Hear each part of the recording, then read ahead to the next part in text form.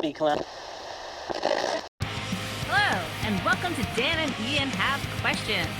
Are you interested in people's unique hobbies, passions, and how it all gets started? Well, you're in the right place.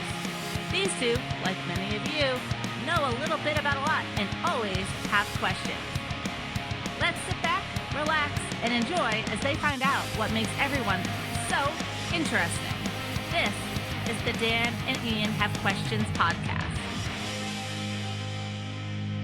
Well, one time I screwed up and the sound was coming from the AirPods, so the whole podcast sounded really bad. Yeah. I think, yeah. Money well spent. Yeah, right. Well, thanks for joining us, man. Yeah. Thanks for having me. This is fun. Yeah, I really appreciate it. Do you want to start now, or you want to like kind of give like a quick little run through just so he's kind of prepared for the No, I mean it's just questions. That's all. Okay. No gotcha questions. I mean, I was going to say, do you have anything in the media? January 6th, you said, yeah, do you want to stay? I hope those Patriots do something about this country. Yeah. All right. So where were you? Well, so let's start from the beginning. When were you born? What city are you from? And What do I like to eat? And what's the last? Your also your social security number and your bank account number. That's very. Well, that's if you want to know your Star Wars droid name, you just take the last 4 digits of your credit card and then your the last 4 of your social. It's pretty fun. Try it. Yeah, I will. Get all your friends. Oh, and the 3 numbers on the back. That's like your X-wing call sign. Oh, okay. All right. I've never heard that one. Oh my god. Really? 866? That's my X-wing call sign? Oh, that's so weak, man. That's so weak. Oh, you just go. I'll be surprised. Yeah. All right. So we wanted to start with. So how did you get into your collecting? So what is it that you collect yourself? What's unique to you? Oh boy, what don't I collect? No, I mean, as far as like Star Wars stuff, I have kind of whittled it down to the Mandalorian vintage collection and Black Series, which has actually been really doable. Like I thought I'd get overwhelmed, but it's like like every 6 months you get like 3 or 4 figures. Right. And then the only thing you need to worry about are the announcements where they're like, oh, there's 4 more coming, but they're always on Entertainment Earth or something. So that's been really easy.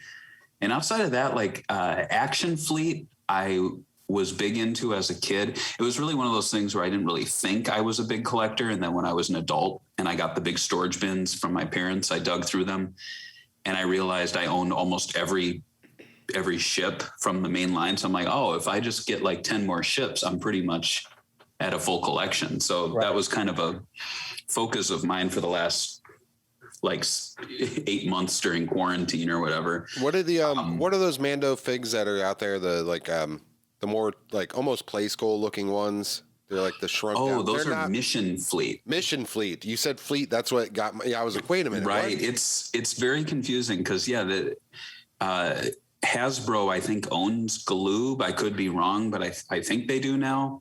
And so I think that's what they're trying to evoke. But the problem is Action Fleet was always, they almost could double as like mini models that they could use for the movies. You know what I mean? Yeah. And now they're like cartoony. I don't really like them, but so Galoob is they used to do the micro machines, right? That's right. Yeah. And Action Fleet was a micro machine line, but they were like large. The way they advertised them always was like larger than normal micro machines. I'm like, well, then they're not micro machines. Right. Yeah, exactly. But yeah, as far as that, like, you know, to be quite honest, like in my new space, I have shelving up, and now that the shelves are kind of full, I don't really see a need to like collect a bunch of stuff because they're full. Yeah. But so that's why I'm pretty much down to vintage collection Mandalorian and Black Series Mandalorian. And, you know, when a new figure comes out and it really catches my eye, I'll pick it up. Yeah, you guys are always talking like when those pre-orders hit. Oh my Lord! When the pre-orders hit, we're very active on that. Hit or miss, and then you get the pre-order, and then months later they tell you, "Oh, we're not sending you that." Exactly. Yeah. Well, that was Target, so I've stopped using Target. I'm now like exclusive Entertainment Earth or Big Bad Toy Store. I mean, you spend a little more, but you're assured to get them. Yeah. Eventually. Eventually. And then outside of Star Wars, you know, in my room here that I'm recording from behind me, I have a majority of my Sonic collection, which is actually very small. It seems huge, but it's very small compared to some people I've seen on the internet who have like rooms full. And I think the big reason is I mainly just held on to the stuff from my childhood. And then I only really get the cool looking new things. And since it's an anniversary for the 30th anniversary right now for Sonic, there's been more stuff to collect over the past year than usual. But it's gonna die down again. And then Ninja Turtles, from the 1987 figures through to like 91, I was really into collecting. But now I've kind of slowed down on that because I pretty much have all of the figures. And then Ghostbusters was another one. I was never a huge Ghostbusters collector, but I kind of came to realize like I had the core figures and the good ones, like the Firehouse and the Ecto-1. And then those are things I guess they weren't mine. But me and my uncle are 4 years apart. My youngest uncle, that's always weird to say. But he got the stuff. I played with the stuff. Then he grew out of the stuff, and I still wanted to play with the stuff. Then we both grew out of it. And then Grandma just said to some random person, "Oh, here, your kid likes toys. Have these toys." Oh. And then he promptly freaked out, you know, as a 25 years later. But yeah, those are the things I still wish I had was the Ninja Turtles, because you had pictures of the Sewer Playset. Mm-hmm. Yeah. That was my big thing, though. I was a playset kid, so like I would always ask for them around my birthday and Christmas, and since I'm a November birthday, it was kind of like bang bang. Like I would get, I would be like, I want the Turtle Van for my birthday, and I want the Sewer Playset for Christmas. So like a month apart, I would get, you know, everything. And then I'd use my birthday money to buy up the figures. So I would pretty much be set. And I just always liked with the Ninja Turtle ones, how I don't know if modular is the word, but like they all fit together. So there was like sewer pieces that you could connect the Technodrome to the Sewer Playset. Right. I think I do remember that. I had, and this is where my fandom starts falling. Who's the giant robot guy, the android That's guy? Krang's android body. Yes, I had him. I had the, what would that be, like 13, 14 inches, something like that. I had the big one. You put the little Krang in the stomach. Mm-hmm. Yeah, that was a one I never had as a kid. It was kind of a holy grail for me. And then I found a super beat up one at a toy store near my house for $40. And so I picked it up and I like repainted it. I bought little parts off eBay and it looked great. And then what happened? Oh, I like touched it months later and the paint never dried. The silver paint on him. So he's kind of like, I mean, thankfully I don't play with him. But but you can't touch him for any. But I can't touch him. Yeah. But I will say, I don't know if I brought this up. So when I do the Babu Freaks with Jimmy, I sometimes talk about like playing with toys, and he would say, "I don't play with my toys," and I'm like, "Well, I mean, I don't either, but I will like sometimes take a moment to like utilize whatever little like play features they have just for a kick, you know, like I'll put some characters down the fire pole on the Firehouse playset, or you know, I'll roll something across the floor. I mean, that's I think more play than most people probably do. Well, like while doing figures. That, you're a father. Does your oldest, is she like, what, you know, like, oh my God, all the stuff Dad has, you know? I don't know. Like to her, it's just like, it's just here. It is. Yeah. It is what it is. I think it's always been a part of her life. Right. To my wife, it's a little different. It's like, you have a lot of stuff. But my thing is, but we also have the space for it. Yeah, it's true. But then she'll say, "But you took over the basement." But then I'll say, "But what were you going to do with the basement?" Right. Yeah. Exactly. It's kind of funny that you bring that up about like. She can't hear you. It's kind of funny that you talk about playing with your toys, and I haven't done it in a while. I've been kind of slacking, but what I've been doing is actually buying open figures and actually doing toy photography. Oh, cool. So it's like it's like I'm not playing with the toys, but I'm actually using them as subjects when I set them up, and I take a lot of time and care to set them all up and do backgrounds and try to think like what I want to do and shoot for them. It's like it's essentially what you're doing. You're kind of setting up a diorama for your figures for them to be more than just static. Right. Yeah. And that's one thing I like to do too, is sometimes mix it up and go into the display and like move things around. I mean, with the classic Ninja Turtle stuff, there's only so much posability, but like, for example, I picked up some of the Justice League figures just because they looked cool. Oh yeah. I did see the picture. Yeah. Of the So whole when I'm bored, I mean, at work, AKA sitting where I am right now, I'll just like reach over and like see if I can get a character in a different pose and then put them back on the shelf, right. and that's fun for me. Yeah, that's a weird sort of time waster, or not time waster, but like a fidget. Like, I guess I'll just reach over. Let's see. Yeah. That's what pose is he in today?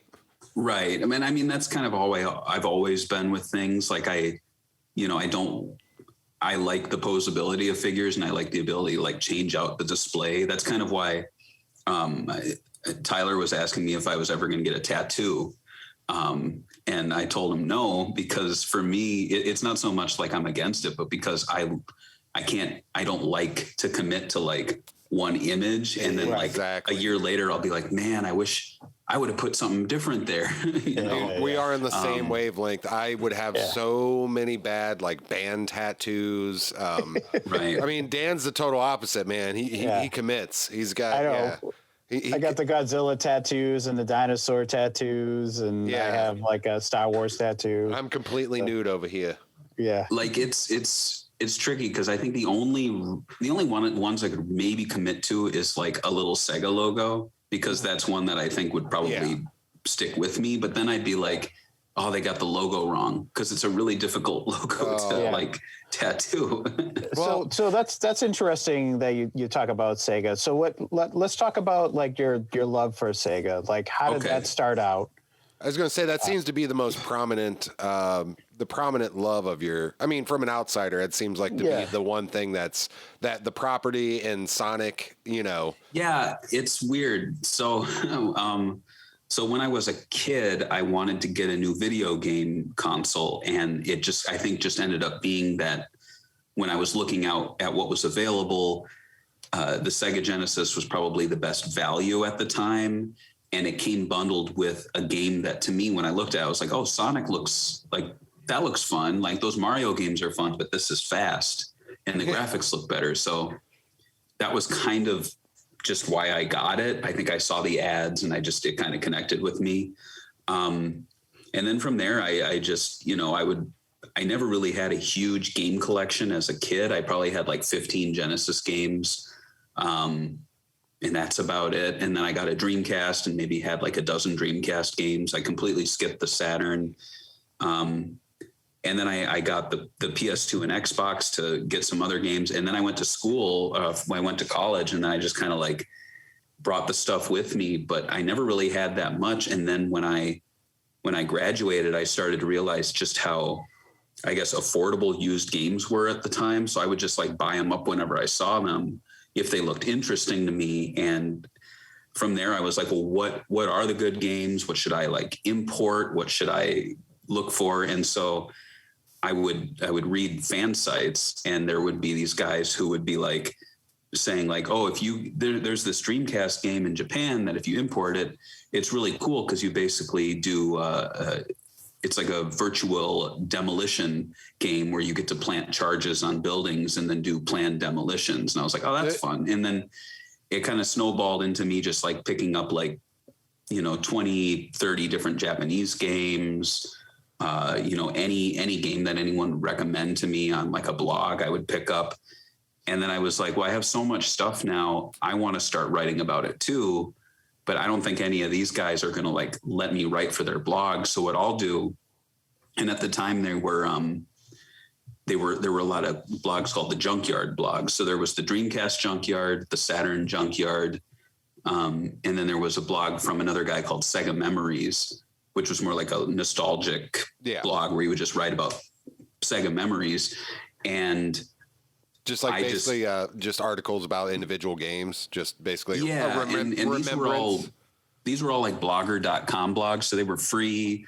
Some of the guys had like actual URLs, but other ones would just be like, I don't know, blogger.com / so it was, very angelfire.com. No. Right. Exactly. It was very like Fire. 2007, 2008 internet fan sites. And so I kind of cheekily took the Nomad Junkyard, and the joke kind of is that the Sega Nomad is a portable Genesis, but it technically doesn't have any Nomad games because it plays Genesis games. And so what I would write about was like Game Gear, iOS was new at the time, so I would talk about like new mobile games, and so like anything portable and on the go, Game Boy Advance, Sega games, things like that. And then some of the guys from these other blogs just kind of brought me into their sort of, I guess, web ring or whatever you call it at the time. And so we all started kind of writing for each other's blogs. And then from there, there was this website called Sega Nerds, which was the biggest Sega fan site on the internet at the time. And so I would frequent the forums, hang out with these guys, chat with them, read their articles. And eventually, long story short with them, they made some poor decisions, did some stupid partnerships with guys who were trying to monetize everything. Yeah. The whole community left. And a few of the main guys from Sega Nerds who weren't the owners, but like basically did all the work, started up Segabits, and they wanted to bring someone from that other fan site community like me in, so that there would be kind of a bridge to all of these existing sites to kind of give them a little more, not like validity. Content. They already, what was that? Like content, more content. Yeah. Like I would post there would be a lot of cross posting, if you remember that sort of thing. Right. It would be like, read more at this blog, and then you go over there. And that was kind of the idea at the time. But then pretty soon I just kind of stopped writing for those blogs and exclusively did the Segabits stuff. And then they made me a forum mod, and then they gave me admin access because I was doing a lot of graphics. And I always think, to talk Rebel Force Radio, I always think Jimmy Mac's story is interesting because he didn't start the Forcecast. Yeah. But he just kind of saw what they were doing, liked it, and wanted to help out. And that's where I was coming from too. Right. But then there would also be a little bit of like, not bad blood, but people would like think I was up to something. And so this one what guy are you was doing basically imposing yourself, Mr. Harmon? Yeah. Well, exactly. So there's this one guy who was kind of I don't know if he was the co-founder, maybe he was, but he called me a weasel at one point. He was like, Barry's trying to weasel in. And I'm like, Lord. For what? We don't get paid. Exactly. I mean, well, and then, go ahead. No. But that was pretty much it. And then years passed, and now it's like, I've been doing it for 10 years. And now it's just kind of like, it's just always been there for me to do the fan site stuff. And I guess to get back like to collecting, I guess they kind of work hand in hand. Like, if I wasn't doing the fan site stuff, I probably wouldn't be collecting as much because. Oh, okay. Yeah, exactly. It sounds weird that I collect video games, but I don't play them all that much. Like, I play them, but I'm not playing them all the time. It's like books or art, or I mean, I guess art you would look at if it's displayed on your wall. But books, people have shelves and shelves of books that they don't always pick up. They remember fondly. They've read once or twice, but it's just on the shelf. It's the same thing. You played it, you enjoyed it, you wanted it. Right. Yeah. And I think that's kind of what I told myself. Like, okay, well, I'm collecting all these things, and either I could just collect them and like, what would I do? Like, I'd have all this big room full of video games, but I don't play them all the time, but I'm not doing anything within the community.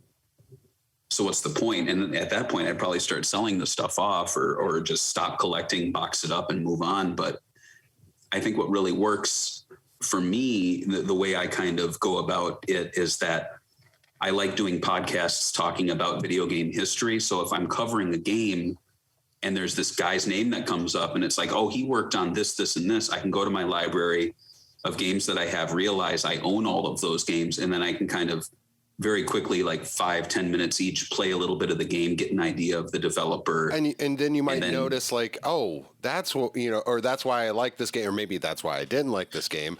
But, exactly. This and aesthetic is going, it goes through all their work. And so it's interesting because I think I don't know if anyone has found me out yet, because I don't talk about this all the time. Like, I do play games, but there is no way that I have the time right now to play like a 40+ hour game and finish it. Yeah. You're a fraud. That's what you are. You're a fraud. Well, usually like with me with games like that, like I got obsessed. And every once in a while I'll sit down and play it on the weekends, but it's usually games are, oh, I have this day off. I don't feel like doing anything. I'm going to just Resident Evil, the last Village.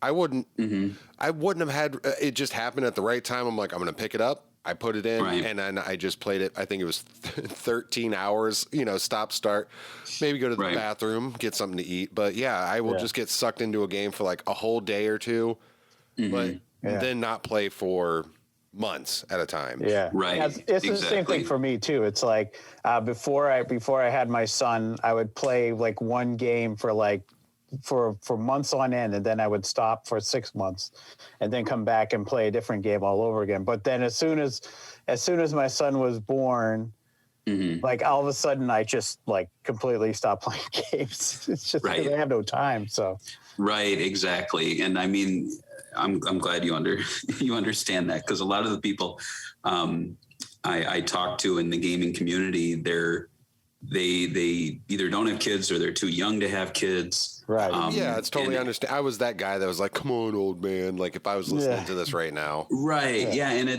I think it's become a lot more apparent in the past like 6 months to me, where like, okay, so for example, Sonic Colors is a game that came out in 2011 for the Nintendo Wii. And just recently it had a remaster that came out. I played and reviewed it, which actually, on a little side note, like being tasked with reviewing something, sometimes I'll take it up just as an excuse to force myself to play a game, because I'm like, well, I got to get the review out. I don't want to let people down. Well, so that's actually been a great thing too. That's really not a lie. That's really not a lie. If you actually are covering stuff, you're like, I have to. Well, exactly. But I like that then, because with the retro podcasts, it kind of forces me to play games that I would not otherwise. And with the modern reviews, it forces me to play games that I, wouldn't put the time in otherwise. But there was some drama around this game, because when it came out to all these platforms, some of the platforms were very buggy on release. The Wii version, or not the Wii, the Switch version specifically, and then some of the higher end consoles. But in my experience, the PS4 one, it played totally fine. And I've heard other people who will play through the whole game, have a few audio issues, but be like, well, this is pre-release. I didn't realize it was released for the PS4. Yeah, PS4, PS5, everything basically. And so people didn't really pile on me, but I did get people going like, oh, interesting, you give it such a good review, but all these other people are saying it's full of bugs. And I'm like, well, it is what it is. But it's like, no, it's not. It not is what it is. You need to obsessively talk about this every day for the next 2 weeks. Yeah, right. And I had to block so many people on Twitter, because there were people who, no joke, were like talking about this nonstop at me as though I cared. And then they were like, you're a shill. Oh God. You're a corporate ass kisser. Yeah. You don't care. You got to make a lot of noise and raise a lot of hell so we can fix these problems. And I'm like, and I'm not going to play this card, but like, I got 2 kids. It's a pandemic. I work a full-time job. End of the day, those things are far more important to me than a video game that will, in the next month or 2, be patched, and this will be, and like, and I don't know, like increasingly, this has just been my thing. Like even with Star Wars, like I'll hear people get really upset about a movie like Last Jedi. They get so pissed off, and then I'm like, it's just a movie, guys. Like, come on, we've been going through so much the last year and a half. Yeah. Like you look back on that and you're like, it did The Last Jedi have problems? Absolutely. Is it the best Star Wars movie? Probably not, because it's so divisive. Right. But why are we spending all this time now, like still talking about it? And still, that's the problem. I understand it when it originally happened. Yes, it was a shock. You know, I remember walking out, not being disappointed, not being pissed or happy, just being like, all right. Okay. All right. And then I went the next day and I watched it again. And, you know, I had my own opinion about it, but it's this far out and we're still having these rehashes. It's like, come on, man. But it's tricky because for me, I contradict myself sometimes because me too. Well, like in the bubble of doing a Sega podcast, for example, I will get really upset and angry about a game or about something that happened. But that's because I'm kind of in the bubble, in the zone, talking about it. But when I walk away, it's not at the forefront of my mind. I'm not even thinking about it. I'm going upstairs and going to bed and thinking about what I'm doing tomorrow. Right. And I think that's the difference. And I think when I go into a Facebook group that's like only Star Wars, I totally get it. Like that's where we are there to discuss these things. So it is kind of silly to say you can't have these discussions here because there's problems in the world. And I think people on one hand are right to say, well, no, this is a place to have these discussions, so don't think you can shut it down. But at the same time, you can tell from the conversation that sometimes these people are taking it too far. Right. And you're like, okay, now I can see that this is actually a much bigger deal for you than this little fandom bubble. Yeah. You probably are really upset about this outside of this Facebook group. And to me, that's kind of unsettling, and I don't want to talk to you anymore about it. Yeah. And I think that's insulting to a lot of people. And I get why it's insulting, but I mean, I'm not sorry for insulting them. It's just the internet thing. It's the internet thing, you know. It's weird. Yeah. But that's the thing. Like we'll get on here now and we'll talk. And I am absolutely certain that there are Star Wars stuff that we would be going to the mat over on a Facebook group. But then once we start talking, you'd be like, oh, Barry, I don't give a shit. I don't think it's fine. Exactly. But there are guys, and I've encountered guys who I've met in real life, and I'm like, whoa, you are really pissed off about this. Still, we're sitting here at a bar drinking beers, talking normal life stuff, and then as soon as Kathleen Kennedy's name comes up, we might as well be talking politics right now. And I'm like, I know.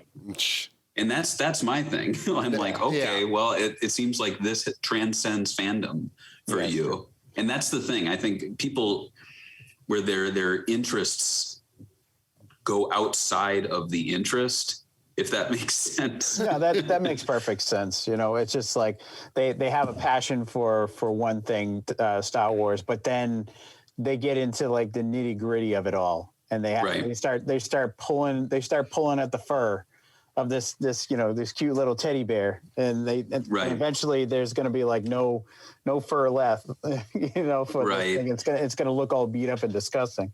Right. So and just to bring things back to collecting, for me, I think it's kind of the physical manifestation of my fandom as my collection is contained to a basement area. It doesn't take over the rest of the house. And that kind of also reflects, like I've been saying, where it exists, but it's not like overtaking me when I'm going upstairs. Intrusive into other people's lives as much. Well, maybe to my family when they come downstairs. Yeah, of course. All right. So actually, I wanted to kind of do a little transition so that, you've been doing the blogging and the writing and everything like that. When did you start getting into podcasting and doing the reviews or talk about Sega the Talk history, the Sega Talk? Okay. How did you get into podcasting? Was it Sega Talk or was like you were doing some of your own thing? And yeah, because I noticed you have the animation cells. You've done like some unboxing stuff, but Sega Talk is the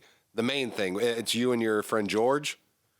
Yeah. So it's kind of funny you bring that up because right now we are nearing 100 episodes of our first podcast, which is the Swing and Report Show. Oh, nice. And so leading up to that, I've been putting the first 30 episodes on YouTube because they've never been there. They've only been like MP3s on the site, not even on iTunes. They were just very old school podcast where it's like, you want to listen to our podcast, download the MP3 and add it to your music library, Right. Yeah.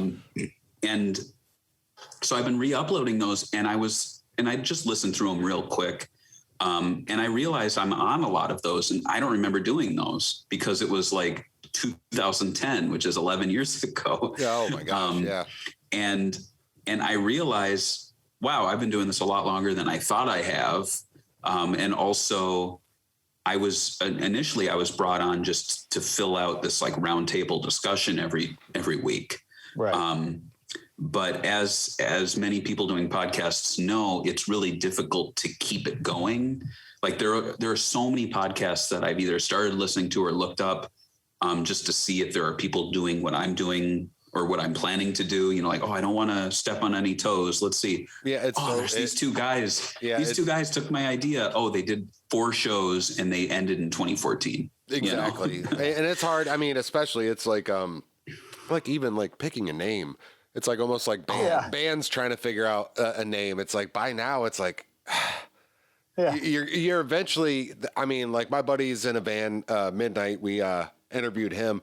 There's like a midnight like jazz band. There's the Midnight Band. There's Midnight Band and blah blah blah. It's like I mean, granted that's one word, but still, right. It's really hard. Yeah. We really had to like personalize it. That's what we ended up having doing it. Yeah. Exactly. Well, and the thing was they had picked the name. I never picked the name. They started the podcast. They brought me in probably around episode 10 or something, just because anyone writing for the site had an open invite to sit in.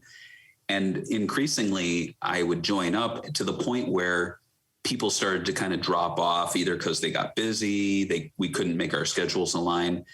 And pretty soon it was just George and I doing it. And we realized it worked a lot better to have 2 people rather than 4 or 5. Yeah, it could get, it gets a little messy. Exactly. I mean, there's 3 of us here and we're talking over each other sometimes. Yeah. And so we would do then is we would try to do an episode like every week or every 2 weeks. I don't really know what groove we fell into, but it was interesting because at one point we started bringing on guests, and then we were trying to kind of see who we could get and see how far we could get. So we were like, well, let's get employees from Sega. Let's get voice actors.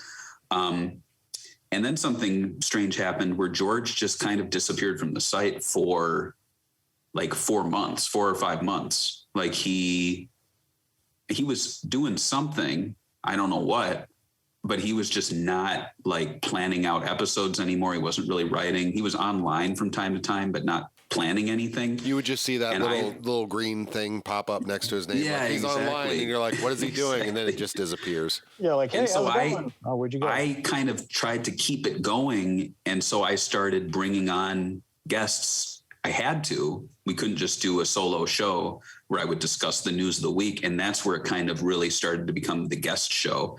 And then he came back. And from then on, we did, I think, like 95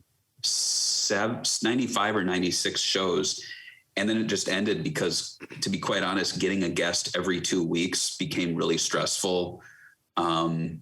We never knew it. Like, it always recorded well, but it was always stressful to be like, here's the former CEO from the Sega Genesis days. Yeah. The guy who basically created He-Man, saved Barbie, created Flintstone vitamins. Wow. And then you're like, well, how do I top that? And you really don't. And so you'll be like, here's a guy who has a Kickstarter where he's trying to make the new Funko Pop. Wow, that was a boring conversation. Like, why are we doing this? And then and another thing I realized too, that kind of ended the show, or at least put a pause on it, was that people weren't listening to episodes anymore because they were not evergreen. Like, if we're talking about a guy doing a Kickstarter, that's interesting up until the Kickstarter gets funded. Right. I totally get that. I listen back to shows that I absolutely love, but there are those some of them, they have like where they're pushing for something, and it goes on for a while, and it takes up a lot of the conversation. And like you said, it's not evergreen. Exactly. And so that's when I kind of decided that we were going to do 2 shows. We would do one show called Sega News Bits, which would be quick news videos. Whenever something interesting would come on, we would just jump on, record for 5-10 minutes, put video over it, put it out there. And then the other thing we would do was Sega Talk. And instead of getting a guest every week, we would just use the game as the guest. We would have the content, and we pretty much would do like so behind the scenes, it was like a 8 to 10 page outline where we would write up what we were saying and then pose a question, show some photos, and then, and to be quite honest, Bondcast was actually kind of a template that I liked. And so it's kind of, Sega Talk is kind of like Bondcast, but with more structure. That's weird. I honestly, I can say I never did delve into the Bondcast. Yeah, I think my wife interesting. It's interesting because the Bondcast is very different from the like Rebel Force Radio stuff, because they come on there and they're like, we are talking about this movie. Here's the release. Here's the main characters. Here's the actresses. Here's the villain. Here's the plot. What did you think? And I always thought it was interesting that they decided to do that, because it's not Rebel Force Radio, but James Bond. It's really more. It's definitely evergreen, and it's something you can go back. I guess the closest is maybe the music one. What was that? Star Wars Oxygen, I think, is the closest. Yes, that was one of my absolute favorites. Where it's there's a lot more planning involved, and you could listen to it whenever, and it never really feels dated. Right. But it's not like an after show where they're like, what's going to happen next week? Like speculating. They're talking about something that people have been talking about for 40, something years now. Right. Exactly. Yeah. And so we kept that going. And then Patreon was a big shift for us, just because we weren't making money on YouTube. Like, we were demonetized ages ago for some reason. And to be quite honest, it's very hard to make money if you're talking about like playing official music and showing clips. Yeah, I've always wondered about that, how some people get away with these reaction videos, reviews, just anything where you're using video, sound, or even images. I think is like, I don't know. I don't know how all that goes down and how some people get away with so much. Yeah, I've seen this tactic on Facebook lately where they're playing clips of movies and stuff, but they like pitch up their voice like an octave. Have you seen that? Yeah. And I'm like, I can't even. It's a great scene from a movie, but I can't watch it because they sound like chipmunks. It's what I had to do, because I'm part of this photography club. And I'm the one who, like, we record all our Zooms and then I have to go and edit it. But if I post it up, if we have music in the background or something like that, I have to remove it. I have to pitch everything down so nobody can hear the music, but they'll see the photos. And then as soon as that's done, I bring it right back up. And people are like, well, how come I can't hear the music? And it's like, because it's copyrighted and I can't do anything about it. Exactly. So, I mean, we very rarely had anything pulled. It only happened once. And it was more someone went to an event and recorded something that they later were told they weren't allowed to record, but it was never us. But we were just like, well, let's just put this on Patreon, make some tiers where people get to pick the content. And it's been going for maybe 3 or 4 years now as Patreon first. We don't make that much money, but to be quite honest, I mean, I would still do it if we made nothing. So the fact that I'm still getting like it's $60 a month. It's more that the people that I guess it would be more that the way I see it is people already like you. They want more of it. Right. And the incentive for you to put in the time and the effort is a platform like Patreon is like, well, they want it. I guess I have to delineate some time to, actually talk about whatever topic, I don't, what are the things you guys talk about on there? Like, is there certain show segments or reviews or stuff that you guys do on there? Just to complete my thought on the two shows. Sorry. No, it's no problem at all. We would, we kind of realized that these news bit shows, we get thousands of views. It was amazing, but there was never like a community. People probably just jump on to watch it and jump off. And it makes you feel good to see all these views, but they're not translating to anything. Right. And then when we do the Sega Talks, we maybe get 500 to 1,000 views an episode.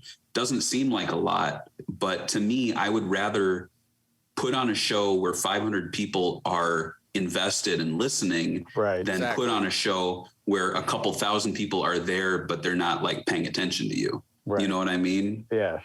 And have you participated? Have you guys, due to these podcasts, have you participated in any like conventions or anything like that? Once. I did one convention in Pennsylvania. It went really well. We had like standing room. Oh wow! Like we packed it. People were standing in the back. Later on, we would look at the video and we'd realize like some pretty big name YouTubers were like in the room watching us. Oh, that's cool. Wow. And so that was kind of validating. That was really cool to see. I put the whole thing on. I basically treated it like a variety show. So we had, it was an hour-long panel, but we had 4 15-minute segments. So one guy debuted a video, one guy talked the history of a game, another guy talked about something else, and at the end we did a roundtable discussion on something, and then we gave away prizes at the end. And it was what con was this? It was a lot of fun, a lot of work though. It was the most work I've ever put into like something for like the website. And wow. Which con was this at? Too Many Games, which is out in Pennsylvania. It's I think soon, like the new one soon, but because I've moved to Chicago, I've stopped doing anything with Too Many Games. I think if I still lived in Pennsylvania or in Philadelphia, I'd probably, I am sure that I would be like a guest there every year, and you'd see my stupid face on like the, you know, the mayor of Sega Town. Yeah. Right, exactly. And so, so that kind of brings us to today, where we're doing Sega Talk. We have not done a news bits in many months, and we still do them, but we don't feel pressured to do them every week. Now it's just like, if something really interesting comes up, we'll do it. And those videos are really just an advertisement for the podcast. Yeah. So if we can, like, every 3 or 4 months, put out a video that gets thousands of views, and then plug our Patreon and plug the podcast, and it brings in one person, that did its job. But I'm not about to be doing a news video every week and become a vlogger like that and be like, all right, guys, so something crazy just happened. We have a new screenshot, you know, and then I talk about it. Smash that like button, subscribe. Exactly. You see that little light, you pick that thing. Exactly. And then the other thing is I brought Swing and Report Show back, but it's now a live show. I've done 3 so far, and my main goal was to get to 100, which is the next episode. But then I realized I need to get like a really good guest. So I'm like sending all these emails to like talent agencies and like people. So I'm hoping to get someone soon. I'd really like to either get Roger Craig Smith, who's the voice of Sonic right now, and he's doing the Masters of the Universe show for Netflix. Oh, cool. Which one? The new one that just was. Oh, okay, yeah, the CGI, yeah. He plays, I think, Trapjaw in it, and he's been on like the 2012 Ninja Turtles show. He plays. Oh, he's in Assassin's Creed. He's like the main character on that, I think. Oh, wow. So, I mean, I've talked to him in the past, so I'm hoping he comes back. Otherwise, I might do like the Sega CEO again. I want to bring someone back just to connect with them again. Yeah. So that's pretty much how I got into podcasting and where I am now, at least with the Sega stuff. And then the Rebel Force Radio stuff just kind of like happened. It was really weird how it happened. Yeah, you guys just did like a trivia group it started with, right? Right. Yeah, we did a trivia group, and I think Brian was like secretly planting the seed all the time. He'd be like, wow, this is really fun hanging out with you 4 guys. We have great conversations. It's too bad there's no microphones here. Oh, Brian. And then at one point, Jimmy was just like, well, guys, let's do a Zoom hang, record it, and put it out there and see what happens. Right. Which became the Bobby Freaks, which you can get on the Rebel Force Radio Patreon page. Yeah, Patreons. You have to be a Patreon. They are so special. They're behind the paywall. Yeah, they're very exclusive. Exactly. But that's again, just like with the stuff I'm doing, like, I know we're not like out there to the thousands of people listening to Rebel Force Radio, but it is, I think, just as special, if not more so, to have like this very dedicated audience of people willing to pay $5 or more a month. Because let's be honest, like that's the show that is going out there every month outside of Comlink, which I guess is Comlink happening? It is. No, but just I was not as going to say, often. I see you guys Q&A. But Q&A is for Q&A. everyone. Yeah. Q&A is $1 tier. Yeah. And I will admit, sorry, Jimmy and Jason, I'm at the $5 tier. One of these days I will bump myself up, but I know. I'm sorry, guys. I like Shaking getting the it a fists. day, maybe a couple hours early, and I like hearing the Babu Freaks.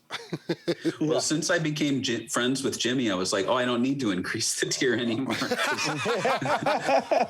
You get everything free anyways. Well, I get to see you anyway, so why do I need to pay more to talk to you? Yeah, right.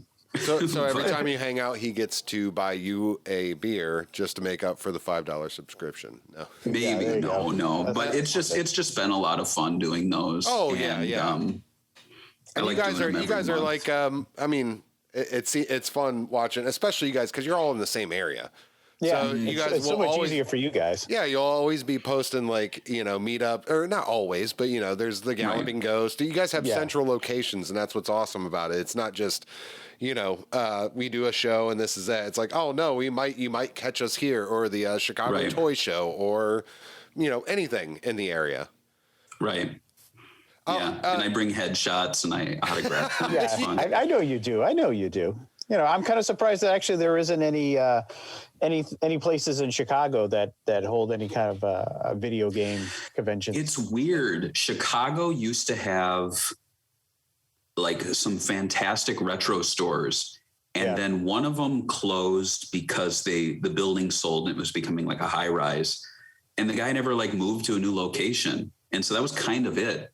A lot of the video game shops around here are in the suburbs. They're ran by guys who, I mean, I'm trying to be nice, but they don't look like video game guys. They look like guys who are hustlers. Right. Like they look like, what am I trying to say? Like backwards baseball cap. Yeah, they're always looking slick, for profit. They're looking for a little profit. Shady. Yeah, they know nothing about the games. They're not the fans, so they don't care about, I think they know about the games, but I think they owned a PS2 and they really like sports games. They know what's worth money. And they're the types of guys who are like, oh, there's a new Target Mandalorian out. I'm going to go hit all the stores in the morning, buy as many as I can, and then put them up on the shelves. Right, exactly. And they see no problem with that. But it's like, well, you're clearly not a fan of this stuff. I don't know. It just seems really weird to me to have these like,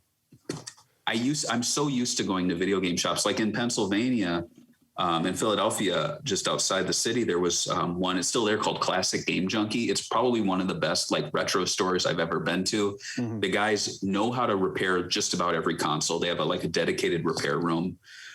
They have shelves and shelves of games. Like the games come first. They have guests coming out, so it's actually like the store that James Rolfe, who does the Angry Video Game Nerd, like that's his shop that he'll go to a lot of the times to like get stuff repaired. Right.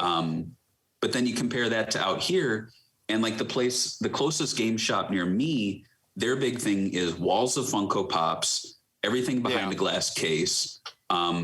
The guy told me, I went there once, I was like, do you have any Sega stuff? He goes, well, I don't really like Sega. And I'm like, well, that doesn't really matter, does it? I didn't know this was like your... that. Yeah, I know. Right. I do. Where is it? And he's like, I got a few back there. It's almost like what he likes, he sells. And so he'll be like, oh, we got some new PS2 games. And I'm like, yeah, I know you do. Everyone does. Those things are like... that sounds like a toy shop. Me and Rob DeLongchamps visited in Cincinnati, and it was like, okay, guy. All right. Well, nice seeing you. Goodbye. Well, and iPhone accessories, like dollar store iPhone accessories he'll have. So he's like, new charging cables came in, neon colors. Yeah. Well, there's a place, video game shops. There's a great place near me. It's called Eric, and it stands for Emporium of Retro and Interesting Collectibles. Mm-hmm. And I take those are the times. Remember that time when I took a bunch of pictures? I'm like, hey, if anybody needs one of these, let me know. Oh yeah, one of those situations. And the stuff that he has is great. And he has like a ton of like video games from like every company.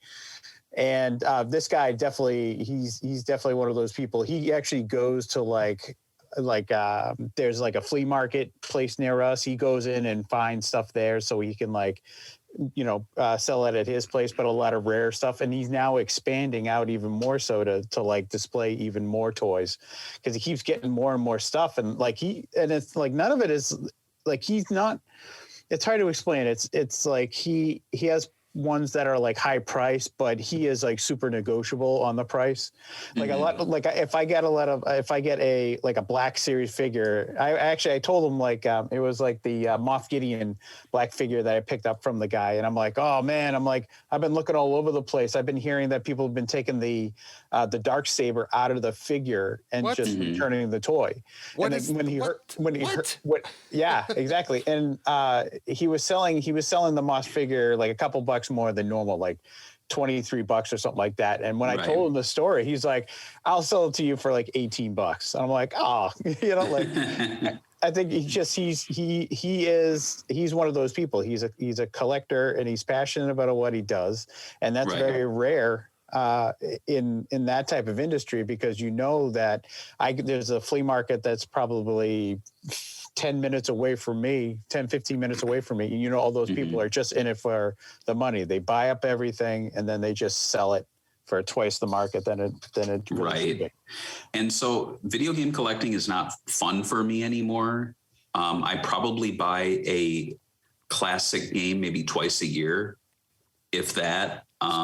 So yeah, I mean, it's outside of, so when we did a Galloping Ghost meetup recently, Paul, who owns a Lulu, where they did the RFR live show for Patreon people in Chicago, he gifted me his Genesis collection. And that's like the most games that I've received in probably a decade, Wow. The original Genesis, the original back. Yeah. They're all like box games, but they're just like, stuff I'd never owned. So I thought it was really cool of him. But to me, that's much more fun and special than like hitting eBay and dropping like $100. Yeah. And my rule is I never spend more than what it was at retail, with very, very few exceptions. So yeah, I mean, I think the most expensive game I bought in the last 5 years was maybe like Resident Evil 2 for Dreamcast, and that was like $60. Right. But I'm pretty sure it was like 50 when it released. So not really breaking my rule there, Yeah, exactly. I love the loophole. Yeah. Right. Barry, could you please, since I'm here with a Sega connoisseur, somebody that would be able to answer this.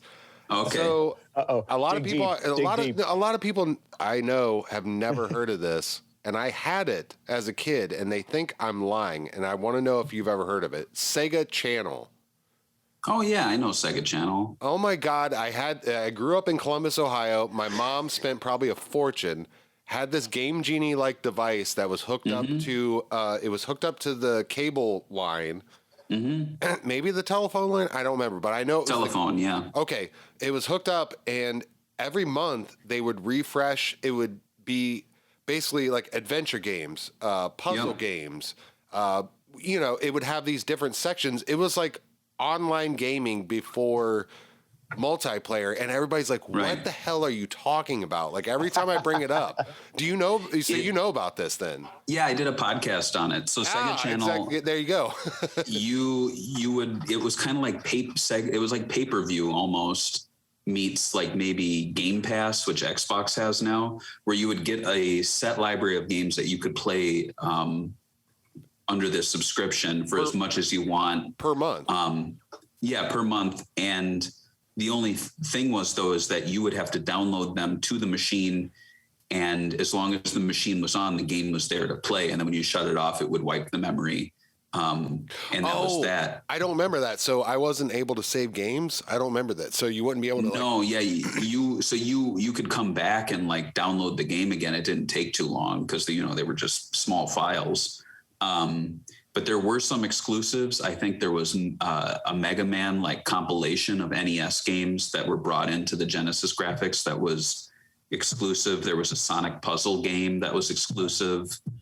And so that's kind of like a big deal for people because there's a lot of content there that for a long time was inaccessible because once the service went down, you couldn't play the games anymore. So is that sort of, where does that stand as far as like history and as far as like I said, it's before.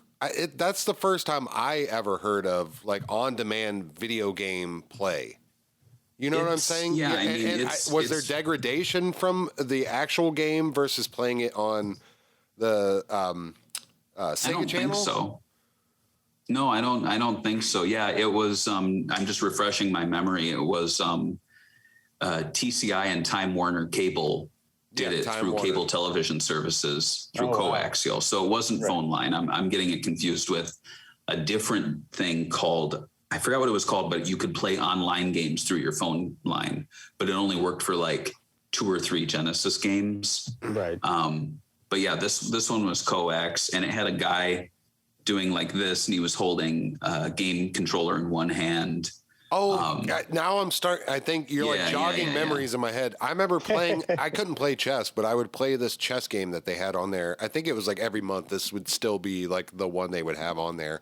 And I think it had like the wizard with maybe like lightning coming out of his fingers, and the board would be animated. I can't remember exactly. Yeah. But yeah, it was $13 a month though, which was a lot because the Genesis was on its way out at this time. It was 1994.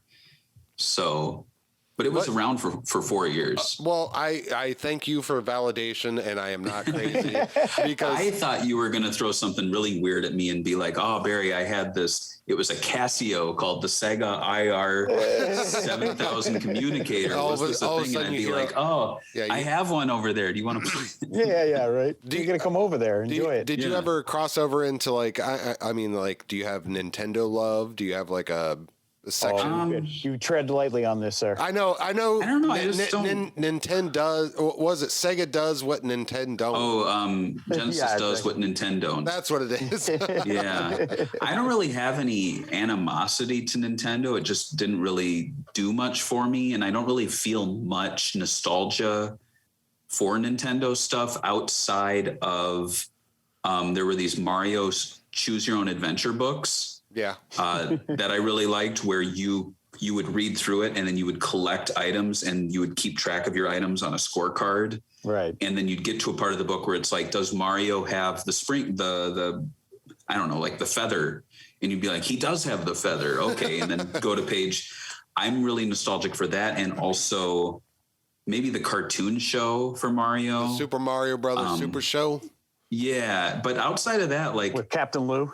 But like that sort of stuff, like that's on the level of, I don't know, like Heathcliff. And I don't really think about Heathcliff all the time, but I liked Heathcliff. You remember that with the Heathcliff and the Cadillac Cats? Yeah. But like that's where Mario memories kind of sit with me, where it's kind of like there's like Sega, Simpsons, Star Wars, and then there's like the weird little things simmering down here. Right. Mario's never really escalated to something big for me. So when I always get kind of offended when I go to like Target and it's like original player, always retro, and it's like an NES pad. And I'm like, that doesn't speak. And someone bought me one once. They bought me a like keychain or a lanyard. And it was like that, where it's like old school cool. And it was like an NES pad. And I looked at it and I didn't feel anything. I just felt empty. I feel nothing. Yeah. I felt nothing. Because I remember like growing up, I always had Sega. Throughout my whole life, I had Sega. Right. And my friend, I had a really good friend who lived down the street, and he had Nintendo. And I always had the mentality of like, okay, he had Nintendo and I had Sega. Never the two shall twain. You guys can share, man. He comes over and plays your games. You go play his games. Yeah, I go play like Psych Bike or Kid Icarus or whatever if I wanted to go over there, and then he would come over and we would play, Space Harrier or Top Gun. You got it. Yeah. Like Vector Man. No, so like, but that was my mentality throughout like my whole life when it came to like video games. It's like it was Sega, it was Genesis. And like all those games. But I never had anything that was like Nintendo, Super Nintendo, or anything like Nintendo. I had Nintendo stuff, but I had like a cousin. I mean, I guess Nintendo was the base. It was the base model. You know, like everybody in my family had it. I had a cousin that had a crazy collection when we were younger that had just you'd go over and the entertainment center was just full of games. But it seemed like Genesis and it's like Genesis PlayStation was like, it was Nintendo's Genesis and then like PlayStation took over after that. Right. But it's kind of funny because with Nintendo, with the original NES, like I've time and time again fallen into finding like someone's collection for sale at like a garage sale or at a family friend's house or something that they just give me. And I would post it online and all of these Nintendo fanboys are like, oh my God, how did you get that? All of the games are in mint, they're boxed. Oh, geez. You probably have like there was, so that my grandma's neighbor was selling her grandson's NES stuff in maybe like 2007. And my grandma said, my grandson likes games. I'll put them aside and he'll get them. And I'm like, sure, grandma, buy them. How much are they? $25 for the whole thing? Okay, I'll buy it. I came over to pick the box up and I looked inside and no joke, it probably had a couple $1,000s worth of games. Oh, wow. And I don't really look at games like that. For me, it's not like, oh, I could sell this and make 2,000. It's cool. It's cool to own it. Yeah. Well, for me, it's more, that's the price to get these things back if I ever lose them. You know what I mean? Right, so for me, it's I have a game that's worth, I think, $500 now. But to me, it's more, I can never obtain that game again because I never spent $500 on it. And you never will. And I never will. So I am very happy to have a game that I spent $50 on now be worth $500, but I'm never selling it. So with this NES collection though, it was like, man, what was in there? It was just like all of these classics, but they were completely boxed. It was both Zeldas, it was Metroid, it was probably Final Fantasy. I don't know what was in there. A lot of RPG titles. I have an uncle that has one of those, and I know he has it, and I don't think he knows he has it, but I know it's there, and I've seen it. He has the original Final Fantasy in the box, and it had the map. I would pull the map out, look at the map while I was playing, and I know he still has it, and I hope he does, because I'm like, I want that back one day. But I think it's really funny as someone who is a Sega fan and just doesn't really feel anything when it comes to Nintendo, not like out of malice, but just I look at it and it's like telling a Star Trek Next Generation fan, like, oh, you liked Babylon 5, right? And they'd be like, it was there. I have no feelings towards it. I don't hate it, but it was just there. Yeah. And so I think it's really funny that twice now, the other one was my grandpa, he bought a neighbor's and they kept it at their lake house for years for the grandkids to play. We never played it. And then just like 5 years ago, I asked if I could have it all and he gave it to me. And in there were like all of these like $100 shoot 'em up games, like spaceship shooters and RPG titles. And that explains why we never played them at my grandpa's house, because who's going to like commit to a 50-hour RPG right? Yeah, exactly. when visiting grandpa's house? But I got 15 minutes. It's just so funny that I actually have a really good Nintendo collection just because I had two like finds that any Nintendo fan would kill to like have happen to them. Nice. Hey, Dan, Barry, I was going to say we're at an hour and 10 minutes, and I know Dan's I think has some closing questions. Yeah, go for it. Yeah, as we're winding down, we always want to ask anyone that we're interviewing a movie question.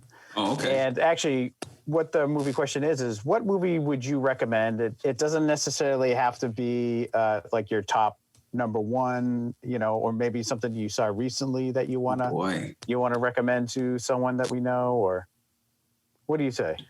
Can you think of anything? I was going to say, it's really hard it's a hard question. Maybe like I mean, not for some reason, I know why, but I've been revisiting The Matrix. So has there been like something recently that you're like, oh yeah, I'm going to pop that on? I mean, I'm setting up a home theater in the basement right now. So I've actually been kind of abstaining from watching a lot of movies because I get them and I'm like, I'd really like to throw this on, but I want to wait till the speakers are up. Right. I don't know. Like I think a movie I've always really liked that has absolutely nothing to do with any of the fandoms I'm in is any of the movies really from Paul Thomas Anderson. I'm a big fan of. Oh, right. Yes. But one of his, I guess, more unpopular movies is Punch Drunk Love, and that's always been a favorite of mine. I gotcha. I love the soundtrack. I love the cinematography. I love the characters in it. It's such a strange movie. I'm trying to think. The Mattress Man, he died of a drug overdose not too long ago. The Mattress Man. Well, yeah, the Mattress Man. It was. Excuse me, fellas. No, I gotta watch it again. I remember seeing that in the theater. So it's such a strange movie. Philip Seymour Hoffman's in it. Yeah, there's so much like manic energy and like anger that comes out of nowhere sometimes in that movie, which I just think's really funny. And also, if you're ever like having a bad day, it's a great movie to watch because you get to see other people like taking their frustrations out in the funniest ways. Which PTA film is it where it's like the Boy Scouts are part of it, or they're not the Boy Scouts, they're what is that? Are you thinking of Wes Anderson? Anderson. That's what you're thinking of. I like both of them. I got a different Anderson in my head. You're thinking of Moonrise Kingdom, which is also a good one. Which was filmed. I'm going to edit that out. So in Connecticut, right? Wasn't it? No. Connecticut or Rhode Island or something like that. I can't remember. But the funny thing with Punch Drunk Love is that the main character, his name is Barry, and my name's Barry. Oh, well, and then the woman that he falls in love with is Lena, and my wife's name is Marlena, and I pointed it out to her and she thought that was really creepy. You're like, I've been working towards this all my life. It's I don't know, there's just something about that movie I really like. And I actually there's a scene where he busts up a restroom. He's having a date that's going bad, and then he just goes into the restroom and just like destroys it. And then walks back and he's like, we need to leave. We should get out of here. And she's like, why? And then the guy comes over and he's like, what did you do to the bathroom? You need to get out of here. And he's like, yeah, I know, we're going. That's it. I always like that scene. And one day at my former work, this isn't why it's former anymore, but I was in there and they were just like, it was a bad place to work. They were like taking things away from employees, like basic things like your trash being taken out or bathrooms. Like you're just closing down bathrooms because it costs too much to clean them. And they were like saying there's not going to be any pay increases for the next few years, yada, yada. And I was just having a shitty day. And I went into the bathroom and I tried to get soap out of the dispenser and nothing came out. And I was so pissed off. I'm like, I can't get soap at my work. Like they stopped refilling the soap. That's how cheap they are. And I thought about the scene where he busts up the bathroom and I'm like, well, I'll do my part. So I grabbed the soap dispenser and I just ripped it off the wall and I threw it in the trash can. And then I went back to work. I love that you threw it in the trash. I thought you just like threw it down. Well, it was one of those little like pumps that was like attached to the sink thing. I snapped it off because it was like faux metal. And then I just threw it in the trash because I'm like, well, what are they going to do with it? They stopped giving us soap now. All right, this is more extreme than I thought. This is an actual fixture. Yeah, and I went back to work and I just went on with my day. And yeah, that was like the movie influence. It didn't work though. I didn't feel any better after it. I felt guilty. You're like, damn it, if anything. That. And I was laid off a few months later, and I thought it might be because of that. But Jesus! Yeah. It was because they were doing budget cuts. You're like, we really like Barry, but there was that time. We all know he snapped it off. There was some special investigation that they were like, we saw security footage of you leaving the bathroom. And when we went in there, the soap dispenser was missing. Well, thank you very much, Barry. I really appreciate, giving us your time and your expertise when it comes to collecting video games and everything else, your passion. Yeah, thank you. So about it. This was fun. Why don't you give your rundown where everybody can catch you at? Well, you can find my personal Twitter. It's Sega Nomad on Twitter, and then Segabits is on Twitter too, and on every social network. Really easy to find. And then we've got some fun shows coming up. I'm doing the history of Sega's logos or logo. They've only really had one or two over the years. Right. So that's going to be fun. But yeah, that's me.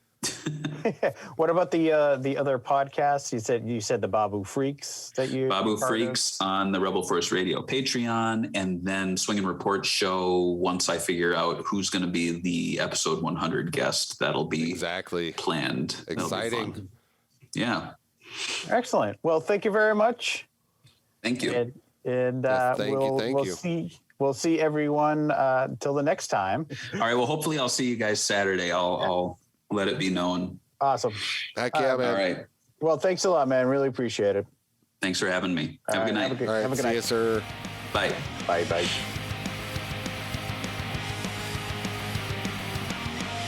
Thanks for listening. If you have any questions or suggestions, write to us at danandianpod@gmail.com or search Dan and Ian Have Questions Podcast on Facebook. Intro music provided by Ian Savage. Music produced and recorded by Shaun Vanek at Mercenary Studios. Thanks again for listening, and see you next time.